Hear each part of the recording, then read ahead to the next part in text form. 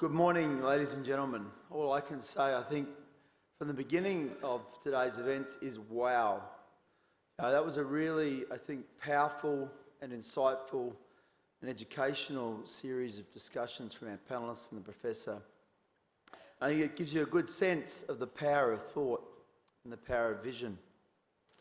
It really highlights a unique characteristic of our industry. As we talked about yesterday, we build the places where people live, work and play. It's those places that change people's lives.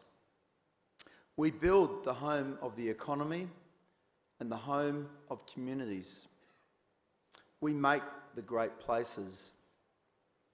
Ultimately, modern Australia has been built by people in this room and the people that have been in this room over the decades that we've held Congress. We've built houses for 24 million people, shopping centres, childcare, schools, hospitals, offices, everything, schools, you name it, we build it. We see the opportunities that many in the community can't even imagine, but when they live it and experience it, they know what I think everyone in this room knows, that physical sense of being in a place that makes a difference. And we're a driver of growth as an industry. 1.1 million jobs, more than mining and manufacturing put together. You know, just to put that in context, mining is about 220,000. And yet most people think it's all about mining and ag. No disrespect, Tony, ag's important, but we pay more tax than just about any other sector, 72 billion. 14 million Australians choose to invest either directly or through super into commercial real estate. And we account for 1/9 or 11.5% of Australia's economy, an incredibly important sector. Ultimately, it's that positioning that was the genesis of Let Property Grow the Economy, which we launched with your endorsement at last year's Congress. In that regard, I'm incredibly excited to say that in the coming months, we're going to launch the next stage of that campaign.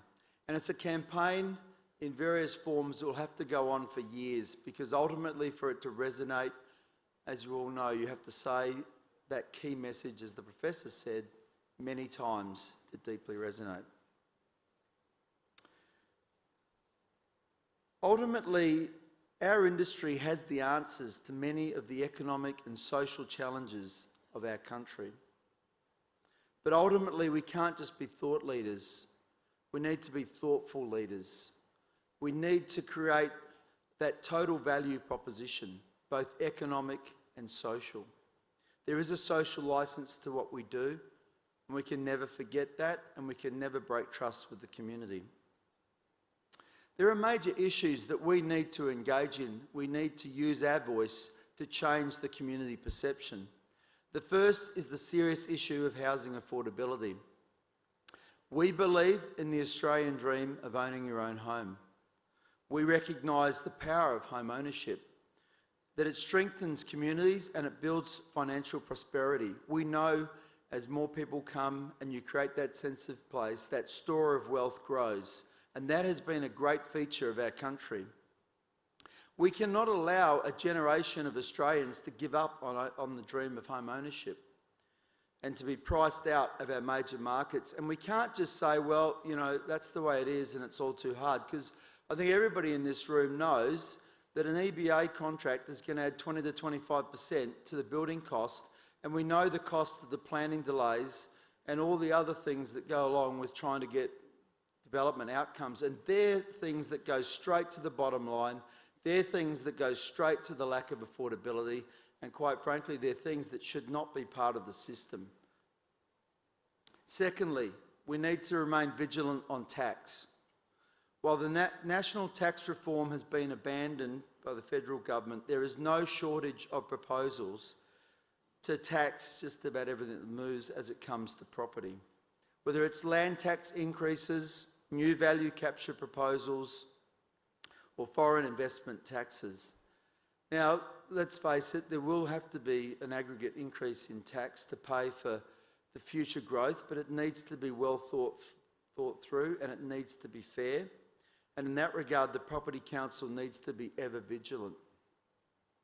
And ultimately, as I mentioned, we're an industry that already pays more than its fair share of tax. Third is what we heard about this morning. That is shaping our growing cities. Australia's major cities, as we heard and we know, are growing. That's a measure of their success. But as we heard, it also brings challenges. We want this growth for our cities to be truly sustainable, productive, and to create more prosperity, more jobs, and a better future for our children, to make them truly livable. There is a growing interest from government in this, including the federal government, but ultimately it is us who are going to deliver the outcomes. As one minister put it recently, you innovate, we implement policy. He's right. We are the drivers of innovation and creativity, and we can deliver the solutions to meet the needs.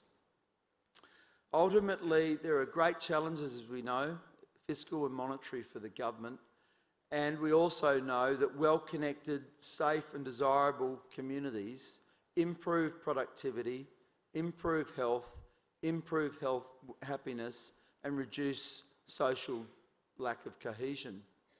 There's studies that show that those connected communities can deliver almost half of all of the tax take of every level of government in this country. That solves just about every problem you've heard about on the front page of any paper. And if I can get my iPhone to work, I think it's worth just I don't know who's seen this, but there was this morning, the Prime Minister made an announcement as it relates to a city deal. I don't know how long it's been since I've seen one of these, but this is a joint media release from the Prime Minister, Malcolm Turnbull, the Premier of New South Wales, Mike Baird, the Assistant Minister for Cities and Digital Transformation, the Honourable Angus Taylor, the New South Wales Minister for Planning, the Honourable Rod Stokes. And what they said is that the Australian and New South Wales governments have committed to a generational deal to deliver almost 100,000 jobs, more housing and better transport for outer Western Sydney in the first city deal for New South Wales, the nation's largest ever planning and investment partnership. There's a lot more to it, but at the end it says, Western Sydney will be an exemplar 30-minute city. Strong collaboration across government, local councils, the private sector and local communities is essential to the success of city deals, with the selection of future deals to be undertaken through a competitive process. Now, I've taken the time to read that out because there's a lot of scepticism in the industry that, nothing ever gets done. I'll challenge all of you and say, I think this is a special point in time. The stars are aligning and there is this commitment. And as the professor mentioned, if we amplify and use our voice, we can, in a constructive way, change the mindset of the community.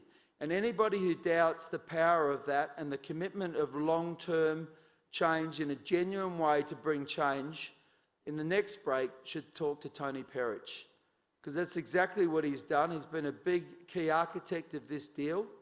He'll make a fortune as a result of it, but good on him.